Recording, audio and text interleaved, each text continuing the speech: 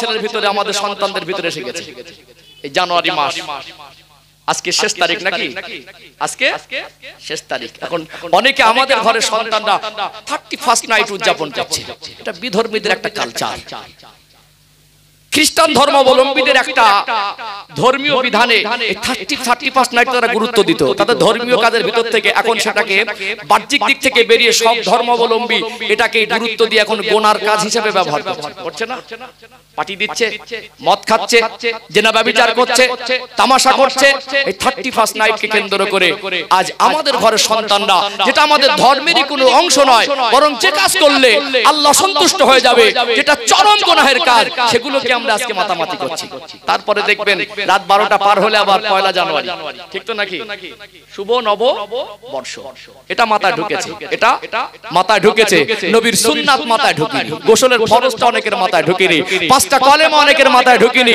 বাবা মার খেদমতটা মাথায় ঢুকেনি বোন ভাইয়ের হকটা মাথায় ঢুকেনি উত্তম আদর্শ সত্যের উপরে প্রতিষ্ঠিত এটা মাথায় ঢুকেনি সকাল হলে দেখবেন হ্যাপি নিউ ইয়ার ঠিক বলছি না বলবো চলুন এখানে একটু মেসেজ দেই কারণ আমি সমানুপাতে কথা বলি কারণ আমার ভাইদের বোনেদের মেসেজ দেওয়া দরকার আছে এখানে আমাদের ভাইরা আমাদের সন্তান এই কোরআনের মজলিস থেকে তাদের তো গোনার জীবন থেকে ফিরিয়ে আনার জন্য এই কোরআনের বাণী পৌঁছাবে কথা ঠিক না বেঠিক সমানুপাতে একটু মেসেজ দেওয়া দরকার আছে না এখানে যারা এসেছেন যারা দূর দূরান্ত থেকে আওয়াজ শুনছেন এখন আলহামদুলিল্লাহ সোশ্যাল মিডিয়া ব্যবহার হয় আপনারা শুধু আমার সামনে বসে আছেন কথাগুলো আপনারা শুনছেন এমন নয় এই যে আমার ভাইয়েরা এদের জীবন দিনে একটা খেদমত করছেন আজকে আমরা যদি এই সোশ্যাল মিডিয়াতে ওয়াজ নসিহত সত্য বাণীগুলো না পৌঁছাই আমাদের ছেলেরা বলুন মোবাইল ছাড়া থাকতে পারবে এগুলো থাকার পরেও অনেকে এগুলো বাদ দিয়ে গান নাচ দেখছে নাটক সিনেমা দেখছে আলহামদুলিল্লাহ অনেক আমাদের ঘরের সুসন্তান এমন আছেন মোবাইলের মাধ্যম দিয়ে তারা যোগ্য আলেমদের তারা ভালো ভালো কথাগুলো শুনে আমল করছে কথা ঠিক না বেঠিক আমি এই ভাইদেরকে অন্তর দিয়ে দোয়া দেই অনেক ইউটিউবার ভাইরা তারা নিঃস্বার্থে এসে রাত জেগে কষ্ট করে আমি আলেমদের বলি এদের সঙ্গে ভালো আচরণ করবেন কথাগুলো মানুষের কাছে পৌঁছে দিচ্ছে এর দ্বারা একটা মানুষের কাছে দিন পৌঁছাচ্ছে কি পৌঁছায় না পৌঁছাচ্ছে না আমরা সত্য কথাগুলো মানুষের কাছে না পৌঁছাই পৌঁছাবে কিসে আজকে অনেক মানুষ মোবাইল ব্যবহার করছে এই কথাগুলো অনেকে অনলাইনে শুনছেন আমি জাতি ধর্ম বর্ণ নির্বিশেষে সকলকে আমি আন্তরিক শুভেচ্ছা জানাই এখানে আমি আমার দায়িত্ব পালন করতে বসেছি অন্য ধর্মাবলম্বীর কাছে এই মেসেজ যদি যায় আমি বলবো আপনার ধর্মের রীতিনীতি আপনি পালন করুন এতে আমার কোনো আপত্তি নেই আমরা ভারতবাসী এই দেশের ঐতিহ্য এই দেশের সম্প্রীতির সঙ্গে মানুষ বসবাস করে বিভিন্ন ভাষাভাষীর মানুষ বিভিন্ন ধর্মাবলম্বী মানুষের বসবাস আপনার ধর্ম আপনি পালন করুন এতে আমার আপত্তি নেই আপনার ধর্মীয় নীতি আপনি মেনে চলুন এতে আমার আপত্তি নেই আমি আমার কওমের মানুষ আমার কমিউনিটির মানুষকে আমি তাদের প্রকৃত ধার্মিক হবার জন্য যেটা তার ধর্মের বিধান নয় সেই কথাগুলো তার কাছে পৌঁছে দেওয়ার হাজারবার অধিকার আমি রাখি কি রাখি না অতএব আমার বাড়ির পাশে একজন হিন্দু ভাই পূজা করলে তো আমার আপত্তি থাকবে না তাই বলে আমি তো পূজায় শামিল হতে পারবো না ঠিক তার ধর্ম তার কাছে আমার ধর্ম আমার কাছে আমার হিন্দু ভাই আমার বাড়ির পাশে বসবাস করবে মানুষ হিসেবে আমরা মনুষ্যত্বর দিকটা খেয়াল রাখবো সে বিপদে পড়লে তার পাশে দাঁড়াবো ভাই হিসেবে তার সঙ্গে সম্পর্ক রাখবো ধর্ম একান্ত তার ব্যক্তি স্বাধীনতা অর্থাৎ সে তার ধর্মের বিধান পালন করবে এতে আমার অংশগ্রহণের প্রয়োজন নেই আর আমি আমার ধর্ম পালন করব তারও অংশগ্রহণের প্রয়োজন নেই অনেকে সম্প্রীতিটা ভুল বোঝে সম্প্রীতির ভুল মেসেজ দেয় অনেকে বলে মানে ধর্ম যার যার উৎসব সবার বলে না ধর্ম যার যার এটা ধর্ম যার যার উৎসব সবার হতে পারে না যদি ধর্ম যার যার উৎসব সবার হয় তাহলে এখানে মুসলমানরা হিন্দু ভাইদের পূজায় শামিল হতে হবে আর হিন্দু ভাইদেরকে মুসলমানের কুরবানির দিন তার বাড়ি আসতে হবে এতে তো সম্প্রীতি বোঝা থাকবে না থাকবে কি বরং আপনার ধর্ম আপনি স্বাধীনতার সঙ্গে পালন করুন আমারটা আমি পালন করি এই জন্য আজকে আমার যুব সমাজকে এই মেসেজ দিতে চাই যে আজকে এই হ্যাপি নিউ ইয়ার মেসেজ পাঠানো নতুন বছরের শুভেচ্ছা পাঠানো 31st নাইট এগুলো যে পালন করা হয় এগুলো শরীয়তের অংশ নয় এগুলো মানুষের তৈরি যদি অন্য ধর্মাবলম্বী পালন করে এতে আমাদের আপত্তি নেই আমরা শ্রেষ্ঠ ধর্মাবলম্বী সর্বকালের সর্বযুগের সর্বশ্রেষ্ঠ মহামানব যিনি সৃষ্টি জগতের জন্য রহমত সেই প্রিয় নবীর আদর্শ আমরা বুকে আঁকড়ে রাখবো যে নবী তার 63 বছরের জীবনে তিনি সে কাজ করেননি তিনি উম্মতকে করতে বলেননি সেগুলো আমরা করব না তিনি যে কাজ করতে বলেছেন যে কাজ আমাদের আদেশ দিয়েছেন সেগুলো আমরা করব কথা ঠিক না বেঠিক আল্লাহ কোরআনুল কারীম কারিমে 28 নম্বর পারা 5 নম্বর পৃষ্ঠা সূরা আল হাশরের 7 নম্বর আয়াতে বলছেন ওমা আতাকুমুর রাসূলু ফাখুযুহু ওমা নাহাকুম আনহু ফান্তাহু আমার নবী যেটা তোমাদের আদেশ করেন ওগুলোকে তোমরা মানো আমার নবী যেটা তোমাদের নিষেধ করেন ওগুলোকে তোমরা বর্জন করো অর্থাৎ আল্লাহর নবী যেগুলো নিষেধ করেছেন এগুলো আমরা করতে পারি না আল্লাহর নবী যেটা করতে বলেছেন এগুলোকে আমরা ছাড়তে পারি না যেগুলো ইসলামের অংশই না সেগুলো আমরা ইসলামের অংশ মনে করে অনেক আমল করি অর্থাৎ এখানে আমি আমার যুব সমাজকে ভাইদেরকে মেসেজ দেই আপনারা কেউ নতুন বছরের শুভেচ্ছা বিনিময় করতে গিয়ে হ্যাপি নিউ ইয়ার এটা পাঠাবেন না বরং আল্লাহ রাসূল সাল্লাল্লাহু আলাইহি সাল্লাম এই শিক্ষা দিয়েছে ইসলামিক জীবন ব্যবস্থার মধ্যে আমাদেরকে এই শিক্ষা দেওয়া হয়েছে আসসালামু ক্বাবলাল কালাম প্রথমে দেখা হলে সালাম করো তারপরে কথা বলো আমরা সালাম দেব কি দেব আমরা সালাম দেব এই যে হ্যাপি নিউ ইয়ার এর বাংলা মানে হলো নতুন বছরের শুভেচ্ছা এগুলো মানুষের তৈরি আর সালামের বিধান ইসলামের বিধান এগুলো মানুষের তৈরি নয় ইসলামের নিয়ম কানুন দুনিয়ার কোনো মানুষ তৈরি করেনি স্বয়ং আল্লাহ থেকে প্রেরণ করা বিধান হলো ইসলামিক বিধান কথা ঠিক না বেঠিক অর্থাৎ জ্ঞানী শিক্ষিত মানুষ সর্বস্তরের মানুষকে আমি এখান থেকে চ্যালেঞ্জ করে বলতে পারি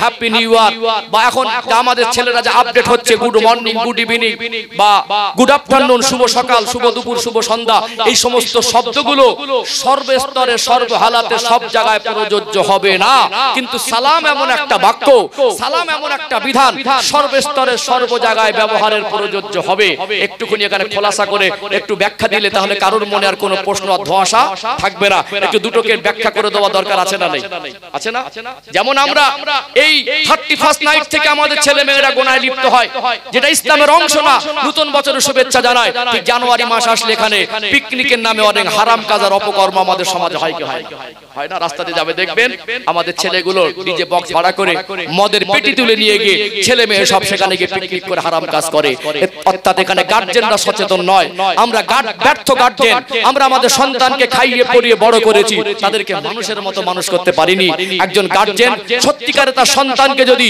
তার ইসলামের পরিকাঠামোয় মানুষ করে ওই ছেলেটা কোনোদিন জানুয়ারি মাসে পিকনিক করতে যেতে পারে না কথা ঠিক না বেঠিক চলুন এখানে যে পয়েন্টটা বলছিলাম একটু আপনাদের ব্যাখ্যা করে দেই সম্মানিত ভাইরা যে হ্যাপি নিউ ইয়ার মনে করুন এই যে রাত পার হলে বা রাত 12টার পর পর শুরু হবে কত মেসেজ আমাদের মোবাইলে আসবে না আসবে কি আসবে না মেসেজের জন্য মনে ইন্টারনেট খুললেই শুধু হয় তো যেটা বলতে চাইছি আপনি মনে করুন যে একজনকে নতুন বছরের শুভেচ্ছা জানাচ্ছেন এই নতুন বছরের শুভেচ্ছা হ্যাপি নিউ ইয়ার এই বাক্যটা সব জায়গায় সব স্তরে সর্বহালাতে প্রযোজ্য হবে না যদি বলেন একটু ব্যাখ্যা দেন একটা মানুষ মনে করুন হসপিটালের বেডে কাতরাচ্ছে হঠাৎ লোকটা অসুস্থ হয়ে পড়েছে কথা বলতে পারছে তার একটা সাপোর্ট দরকার এক্ষুনি তার বাড়ির থেকে কোনো পরিবারের একজন তার কাছে গেলে প্রয়োজনে তার উপকার হবে হয় না এরকম সময় অসুস্থ হয়ে পড়লে হসপিটালে ভর্তি করে দিল তার একটা কঠিন করুণ মুহূর্ত একটা বিপদের সম্মুখীন ওখানে যদি আপনি ভুলবশত একটা মেসেজ পাঠালেন বা তাকে বার্তা দিলেন বা ফোন করে বললেন যে একটু আমার বন্ধু হয় আমার আত্মীয় হয় তাকে বললেন হ্যাপি নিউ ইয়ার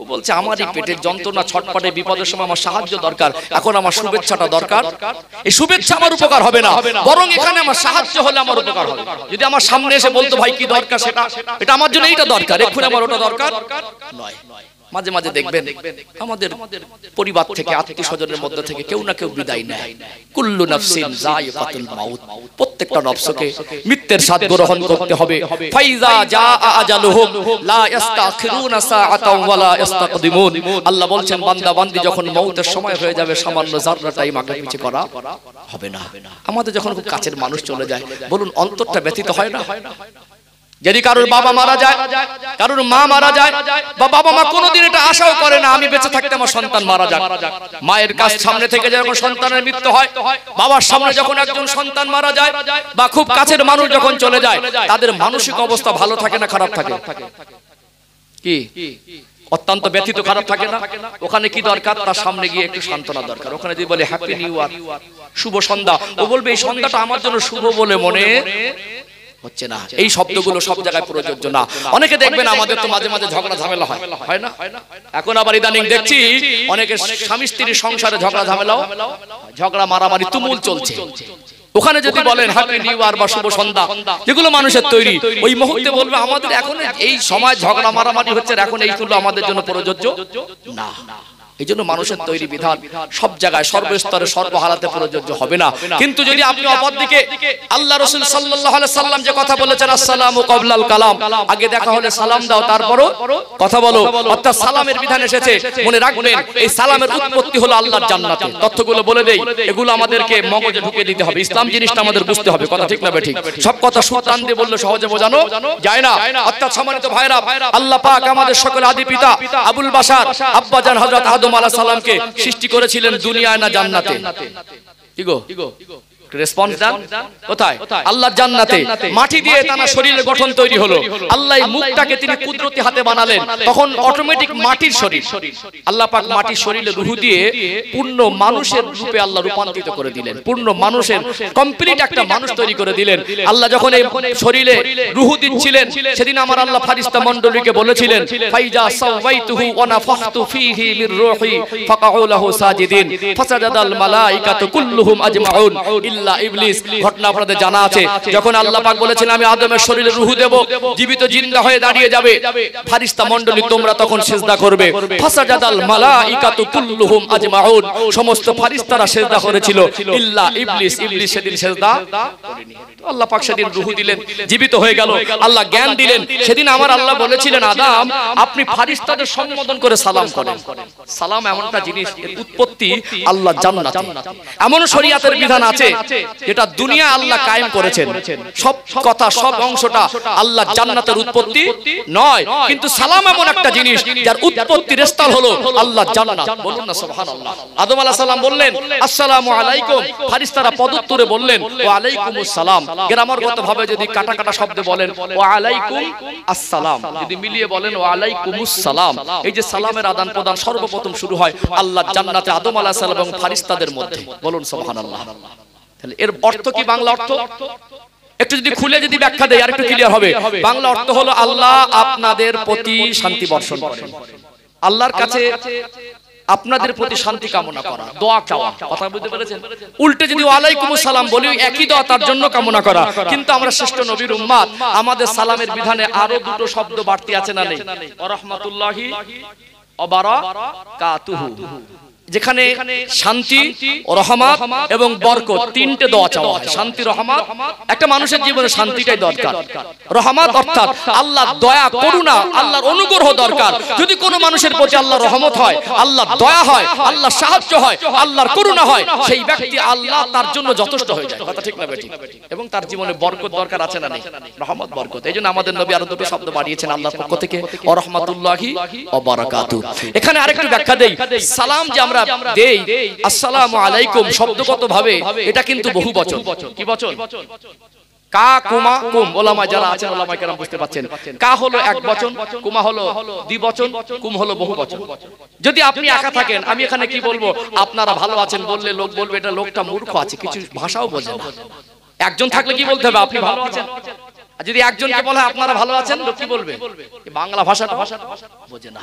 এই জন্য দুজনের ক্ষেত্রে একরকম ব্যবহার হয়, তিনজনের ক্ষেত্রে।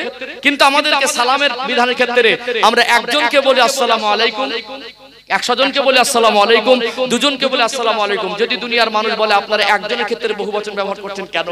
ইসলামের কোন কথায় তথ্যে মানুষ ভুল ধরার অধিকার রাখে না, আর ভুল ধরার ক্ষমতা পৃথিবীর কোন শক্তির আজও পর্যন্ত হয়নি। কারণ এই বিধান রচনাকারী দুনিয়ার মানুষ নয়, স্বয়ং আল্লাহ।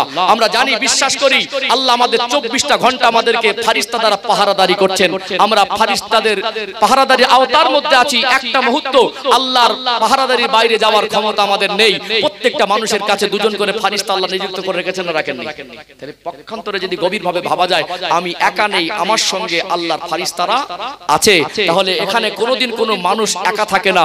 দৃষ্টিকোণ থেকে শরীয়তের বিধান অনুযায়ী, ধর্মের তথ্য অনুযায়ী আমরা এবং ফারিস্তারা আমাদের দুজন পাহারাদারি করছে। 3 জন হয়ে গেলে তাহলে একলা থাকলো না, 3 জন হয়ে গেল। যদি ভালো করে বলি, এই ইসলামের বিধানেই আল্লাহ নবী সাল্লাল্লাহু আলাইহি সাল্লামকে যখন উম্মত বা সাহাবারা সালাম দিতেন, সেখানে বলা হয় আসসালামু আলাইকা। নবীর ক্ষেত্রে এখানে বহুবচন ব্যবহার হয় না। আমরা হানাফি মাযহাবের মানুষ, আহলে সুন্নাতুল জামাতের আকীদার মানুষ। এখানে সম্মানিত ভাইরা, আমাদের আকীদা নবীদের ক্ষেত্রে ধারণা হলো নবীরা হলেন গুনাহ থেকে পবিত্র। সাধারণ মানুষকে আল্লাহ হিসাব নিকাশের জন্য যেভাবে দুজন করে ফারিস্তা নিযুক্ত করে রেখেছেন, নবীদের জন্য আল্লাহ গুনাহ নেকি লেখার জন্য কোনো ফারিস্তা ফারিস্তা নিযুক্ত করেন নাই। আমার রাসূলের শানে কোরআনুল কারীম আল্লাহ বলছেন কদ গফারাল্লাহু মা তাকাদ্দামা মিন যামবিকা ওয়া মা তাআখার। হাবিব, আমি আল্লাহ আপনাকে গুনাহ থেকে পবিত্র করেছি। আপনার যে জীবন অতিবাহিত হয়েছে বিগত জীবনে গুনাহ নেই, আপনি আগামী যে জীবন অতিবাহিত করবেন ওই জীবনেও গুনাহ নেই। তাহলে নবী কে হলেন আমাদের রাসূল গুনাহ থেকে পবিত্র, সমস্ত নবীরা গুনাহ থেকে পবিত্র। এইজন্য সাহাবায়ে কেরামেরা নবীকে সালাম দিতেন, আসসালামু আলাইকা ইয়া রাসূলুল্লাহ। এখানে আমরা যারা নামাজের মধ্যে যে নবীকে সালাম প্রেরণ করি তাশাহুদের মধ্যে আছে না, হ্যাঁ, আসসালামু আলাইকা আছে না, নেই? আপনি তাশাহুদ পড়ে দেখেন, আত-তাহিয়াতু লিল্লাহি আস-সালাওয়াতু ওয়াত-তাইয়্যিবাতু আসসালামু আলাইকা আইয়ুহান নাবিয়্যু ওয়া রাহমাতুল্লাহি ওয়া বারাকাতুহু। আসসালামু আলাইকা। যারা হাজী সাহেব জীবনে একবার নিয়ত করবেন মক্কা মদিনা একবার যাব, নিয়ত করতে তো অনেকে চায় না, হ্যাঁ, একবার যাবেন পৃথিবীর শ্রেষ্ঠ জায়গা, কিছু কিছু জান্নাতি নিয়ামত এই চামড়ার চোখে দেখা যায়, বলুন না সুবহানাল্লাহ। এমন একটা নিয়ামতপূর্ণ জায়গা আল্লাহ মক্কা মদিনাকে বানিয়েছেন যার বর্ণনা উদাহরণ মানুষকে এসে বলে সম্পূর্ণ বোঝানো সম্ভব নয়। এমন এমন অনুভূতি, এমন এমন নিয়ামত সেখানে পাওয়া যায়, সেটা উপলব্ধি করা যায়, যেটা ভাষায় বর্ণনা দিয়ে মানুষকে বোঝানো সম্ভব নয়।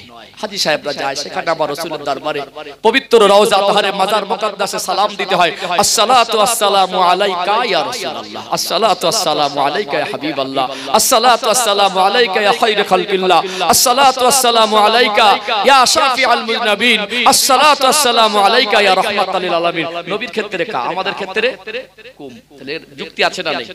আছে না?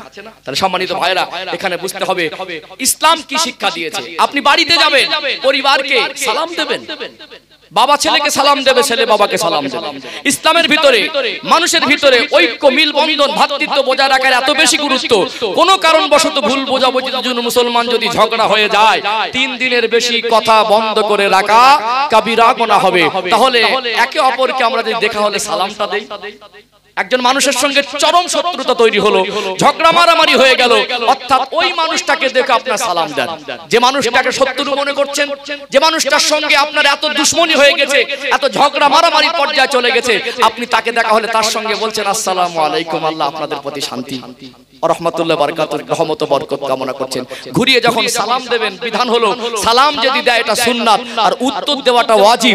সালাম যদি কেউ আপনাকে দেয় উত্তর দেওয়াটা বাধ্যতামূলক। উত্তর যদি না দেন আপনার কাবিরা গুনাহ হবে। কি গুনাহ হবে? কি গুনাহ হবে? আপনার যত শত্রু হোক সে যদি সালাম দেয় আপনাকে উত্তর দিতে হবে। সালামের আদান প্রদানের মাধ্যমে শত্রুতার তীব্রতাটা কমে কাছাকাছি হয়ে যায়, বলুন না সুবহানাল্লাহ। এজন্য সর্বস্তরে সর্বহালাতে বাবা মরে গেলে সেখানে সালাম দেবেন, মা মারা গেছে সেখানে সালাম দেবেন, অসুস্থ ব্যক্তি সেখানে সালাম দেবেন, অত্যন্ত হাসি খুশি আছে সেখানে সালাম দেবেন। সর্বস্তরের মানুষের জন্য সর্বহালাতে সর্বপরিস্থিতিতে সালাম এমন একটা বাক্য, সালাম এমন একটা নিয়ামতি বিধান সর্ব জায়গায় প্রযোজ্য হবে। পৃথিবীর কোন শক্তি, পৃথিবীর কোন বিদ্বান, পৃথিবীর কোন ঐতিহাসিকবিদ, পৃথিবীর কোন গবেষক, পৃথিবীর কোন পণ্ডিত সালামের বিধান নিয়ে যদি গবেষণা করে একটা ভুল কোন অংশ খুঁজে পাবে না, বরং এটা সর্ব জায়গায় প্রযোজ্য, অত্যন্ত গুরুত্বপূর্ণ, তাৎপর্যপূর্ণ। বরং কোন জায়গায় গেলেন কারোর বাড়িতে প্রয়োজনে, সেখানে আপনি কি আচমকা ঢুকতে পারবেন না, সেখানে আপনি যাত্রার নাম ধরে চেঁচাচেঁচি করতে পারবেন না। ইসলাম শিষ্টাচার শেখায়, ভদ্রতা শেখায়, নম্রতা শেখায়। ইসলাম মানুষকে আদর্শবান হতে শেখায়। আপনি একজনের ব্যক্তির বাড়ি যাবেন, সেখানে গিয়ে আপনি সালাম দেবেন, বাড়িওয়ালার তরফ থেকে সালামের উত্তর যদি না আসে আবার একবার দেবেন, উত্তর যদি না আসে আবার একবার দেবেন। যদি প্রয়োজন গুরুতর না হয়, প্রয়োজন অতিরিক্ত না হয়, আপনাকে ফিরে আসতে বলা হয়েছে। একান্ত অতিরিক্ত প্রয়োজনে বিকল্প শব্দ দিয়ে আপনি ডাকতে পারেন, কিন্তু কারোর বাড়ি গিয়ে এই চাচা বা এই কাকা বা অমুক ব্যক্তি বাড়ি আছো কিনা, সেখানে এই রকম বিভিন্ন শব্দ দিয়ে ভাষায় না ডেকে ইসলাম শিখেছে আপনি তার বাড়ি গিয়ে প্রথমে কি দেবেন? সালাম দেবেন।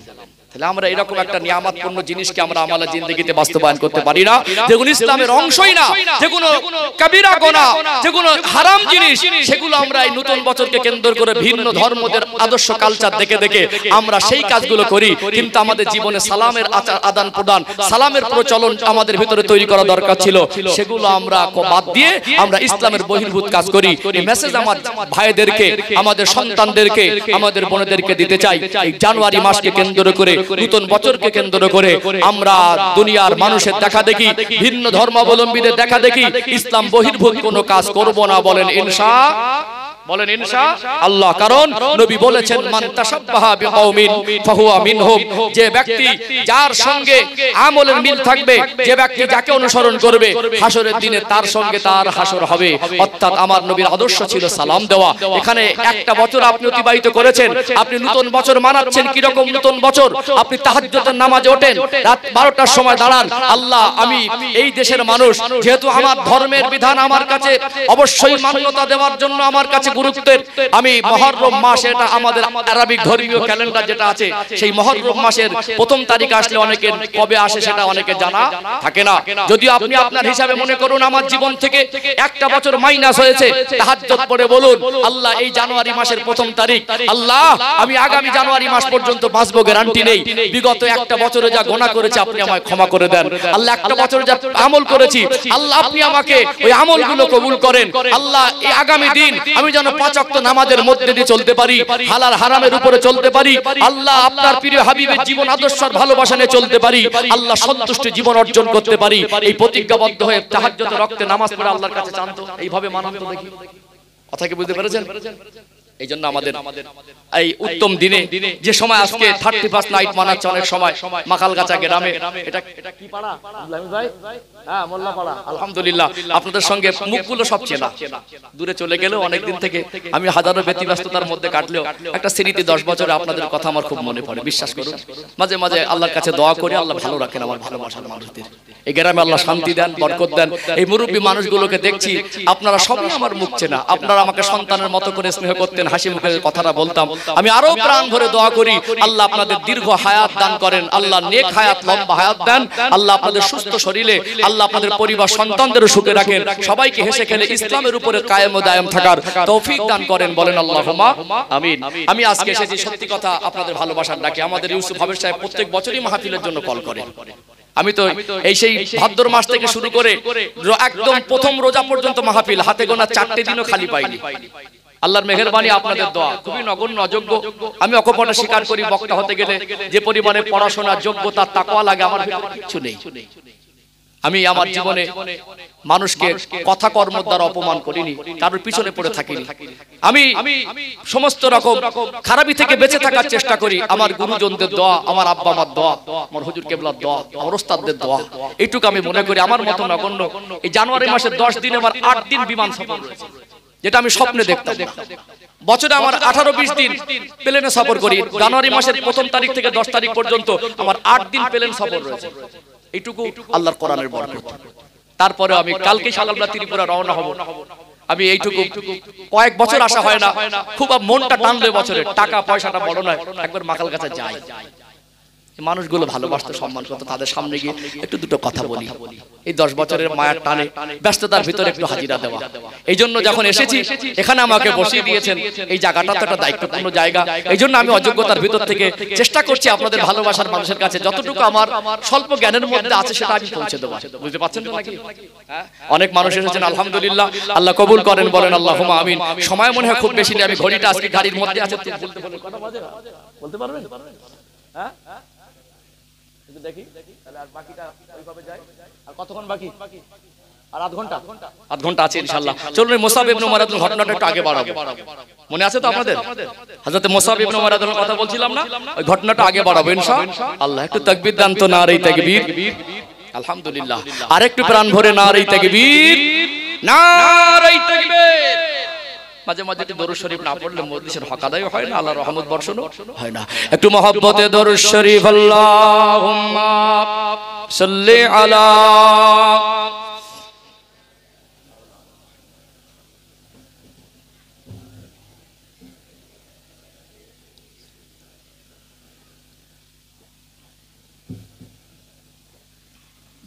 हब्बे अहमद जुल्ही सीने में है, मैं हूँ मेरा दिल मदीने में है। फूल तो फूल काटूं क्या हुस्न है, लुत्फ़े जन्नत से बढ़कर मदीने में है। अल्लाहुम्मा सल्ली अला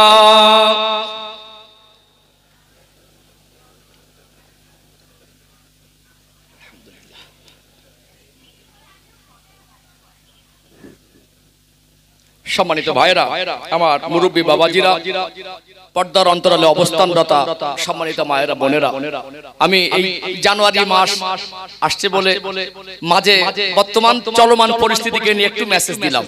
আসলে আলোচনা ছিল আমার যে একটা মানুষের জীবন পরিবর্তন দরকার আছে কিনা, আর পরিবর্তন কাকে বলে। আমি আল্লাহর নবী সাল্লাল্লাহু আলাইহি সাল্লামের প্রিয় সাহাবী হযরত মুসাব ইবনে উমর রাদিয়াল্লাহু আনহু জীবনের ঘটনা দিয়ে দৃষ্টান্ত তুলে ধরছিলাম, মনে পড়ে না?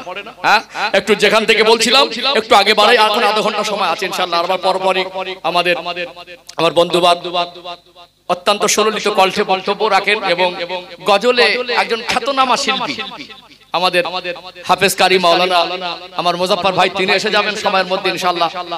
মনে হয় কাছাকাছিও আসেন। তো আমি যে ঘটনাগুলো বলছিলাম, যে ঘটনাটা যে লাইনটা ধরেছিলাম, রুটটাকে একটু আগে বাড়াই, সময় অনুপাতে কথাটা বলে দিলাম। এটা প্রয়োজন ছিল কি ছিল না? ছিল না ইনশাআল্লাহ। এই জন্য আপনি আপনার মোবাইল থেকে যেন এই যে মেসেজগুলো শরীয়তের বিধানের মধ্যে পড়া, সেগুলো পাঠানোর দরকার নেই, এড়িয়ে চলবেন, বরং সালামের অভ্যাস করি, যেগুলো আমাদের দরকার। তো ইসলামের মধ্যে আসতে হবে। ওয়ালা তামুতুন্না ইল্লা ওয়া আনতুম মুসলিমুন। আল্লাহ বলছেন পরিপূর্ণ মুসলমান না হয়ে মৃত্যুবরণ করো না। এই মুসাব ইবনে উমর রাদিয়াল্লাহু আনহু একটা সময় তার বাবা তার মা এই ইসলাম মানার কারণে তার বিরুদ্ধে চলে গেল। সেই ভোগ বিলাসের জীবন সর্বস্ব ত্যাগ করে দিলেন, নবীর কাছে চলে আসলেন। ও ভাইজানেরা, সোনার মানিক যুবকেরা, আব্বারা মায়েরা, হযরত মুসাব ইবনে উমাইর রাদিয়াল্লাহু আনহু আমার রাসূলুল্লাহর কাছে চলে আসলেন। সে ভোগ বিলাসের জীবন বাদ দিয়ে দিলেন, আল্লাহ নবীর কাছে চলে আসলো। মক্কার জমিনে তার দুশমন তৈরি হয়ে গেল। দয়ার নবী, মায়ার নবী, রাহমাতাল লিল আলামিন আমার রাসূলুল্লাহর হাতে হাত দিয়ে যারা ঈমানের কলেমা পড়ে মুসলমান হয়ে গিয়েছিলেন, এর ভিতরে অনেকেই ছিলেন কৃতদাস, এর ভিতরে অনেকে ছিলেন গোলাম, এর ভিতরে অনেকে ছিলেন গরিব। বলুন তো দেখি, তাদের উপরে কাফেররা জুলুম অত্যাচার করেছিল না করে নাই? ও ভাইজানেরা, সোনার মানিক যুবকেরা, আব্বারা মায়েরা, আমার রাসূলুল্লাহর কিছু কিছু সাহাবীর উপরে এত কঠিন জুলুম অত্যাচার শুরু করে দিল। মক্কার কাফেররা বলতে লাগলো, এদের এমন করে কষ্ট দেব, এদের এমন করে জুলুম অত্যাচার করব, মক্কার মানুষরা ভয় পেয়ে যাবে। তারা ভয়ে আর কলেমা পড়ার সাহস পাবে না। তারা যদি কলেমা পড়ে তাহলে বলবো বেলাল রাদিয়াল্লাহু আনহুর উপরে যে জুলুম অত্যাচার হয়েছিল, কাফেররা বলতো এই রকম জুলুম অত্যাচার তার উপরে হবে যে কলেমার বাণী মেনে নেবে। মানুষকে ভয় দেখানো কত, চতুর্দিকে দুশমনে ভরা। আল্লাহ নবী সাহাবাদের উপরে যখন জুলুম অত্যাচার হতো, এই কথাটা শুনতেন আমার নবী সাহাবাদের দুঃখ কষ্ট সহ্য করতে পারতেন না। নবী আমার গোপনে গোপনে কিছু সাহাবীদের ডাক দিলেন, ও সাহাবীরা, আমরা সংখ্যায় কম, এখন ঐক্য শক্তি নিয়ে ওদের সঙ্গে মোকাবেলা করার মতো শক্তি সঞ্চয় হয় নাই। আমি রাসূলুল্লাহ একদিকে যেমন আমার চতুর্দিকে দুশমনে ভরা, অপরদিকে আপনাদের উপরে জুলুম অত্যাচার হয়, আপনার সাহাবীদেরকে কয়েকজনকে শহীদ করে দিয়েছে। আমি রাসূলুল্লাহ এগুলো সহ্য করতে পারি না। কিছু কিছু সাহাবীকে ডেকে বললেন, আপনারা চলে যান, আপনারা হাবশায় গিয়ে হিজরত করেন, আপনারা ওই জায়গায় গিয়ে নিশ্চিন্তায় থাকতে পারবেন। ওখানে বাদশা নাজ্জাশী, ন্যায়পরায়ণ বাদশা। আল্লাহ নবী গোপনে একটা কাফেলা তৈরি করলেন, গোপনে কিছু মানুষকে ঠিক করলেন। সাহাবাদের ভিতরে 12 জন পুরুষ আর 4 জন মহিলা, যাদের উপরে জুলুম অত্যাচারের আশঙ্কা বেশি, যাদেরকে জানে মেরে ফেলার পরিকল্পনাটা কাফেররা করে রেখেছে। এই রকম বাছাই করে 16 জনের কাফেলা তৈরি করে আল্লাহ নবী বললেন, ও মুসাবিরা, জান জান, গোপনে গোপনে মক্কার জমিন ত্যাগ করে চলে যান আবিসিনিয়ায়। এই 12 জন পুরুষ আর 4 জন মহিলা, এই 12 জন পুরুষের মধ্যে অন্যতম ছিলেন হযরত মুসাব ইবনে উমাইর রাদিয়াল্লাহু আনহু। আল্লাহ মানা কাকে বলে, রাসূলকে মানা কাকে বলে, আল্লাহর ভালোবাসা কাকে বলে, নবীর মহব্বত মহব্বত কাকে বলে? যে ছেলেটা একটা জামা একবার পরতো, সব থেকে দামি খুশবু পারফিউমটা ব্যবহার করত, বাবার কোটি কোটি টাকার সম্পদ, সব থেকে দামি ঘোড়ায় চড়ে বেড়াতো, আল্লাহকে মানার জন্য, আমার রাসূলুল্লাহকে মানার জন্য চতুর্দিকে তার দুশমন তৈরি হয়ে গেল। এমনকি তার আব্বার মা তার বিরুদ্ধে চলে গেল, বলে দিল ওই ছেলে আমার ছেলে নয়, যা ইচ্ছা তাই গনে নাও, ওতে আমার কোনো দাবি দাওয়া নেই। আজকে ওই ছেলেটা ভোগ বিলাসে জীবন ছেড়ে আমার রাসূলুল্লাহর কথা অনুযায়ী সব কিছু ফেলে রেখে ওই হাবশায় চলে যাওয়ার সিদ্ধান্ত নিলেন। চোখ ভরা পানি আমার নবীকে বলতে লাগলেন, ইয়া রাসূলুল্লাহ, ইয়া হাবিবাল্লাহ, আমি মুসাব আপনাকে ভালোবেসে, আল্লাহকে ভালোবেসে ভোগ বিলাসে জীবন ছেড়ে দিয়েছি। হুজুর ভাবতে পারি নাই আপনাকে ছেড়ে আলাদা হয়ে অনেক দূর যেতে হবে। আল্লাহ নবী সান্ত্বনা দেন, ও হযরতে মুসাব চোখের পানি মুছে নেন। আল্লাহর জন্য, রাসূলুল্লাহর জন্য আপনার এই ত্যাগ, আমি রাসূল আপনার কোনো ক্ষতি হয়ে গেলে আপনাকে জানে মেরে দেবে, আপনাকে কষ্ট দেবে, এটা আমি সহ্য করতে পারবো না। নবীর ভালোবাসায় আমার নবীকে ছেড়ে যেতে মন না চাইলেও অজানা গন্তব্যের জায়গায়, যেখানে কোনোদিন জীবনে যায়নি, কোথায় থাকবে, কি খাবে, কেমন ভাবে দিন পার হবে, কোনো নিশ্চয়তা নাই। কাফেরদের জুলুম অত্যাচার থেকে বাঁচার জন্য আল্লাহ রাসূলের আদেশে হিজরতকারীদের মধ্যে সেই 16 জনের কাফেলায় যিনি ছিলেন, ইনি হলেন হযরত মুসাব ইবনে উমাইর রাদিয়াল্লাহু আনহু। আল্লাহ রাসূলের ভালোবাসা কাকে বলেন? পৃথিবীর মানুষকে তিনি মেসেজ দিয়েছিলেন না দেন নাই? দিয়েছিলেন না দেন নাই?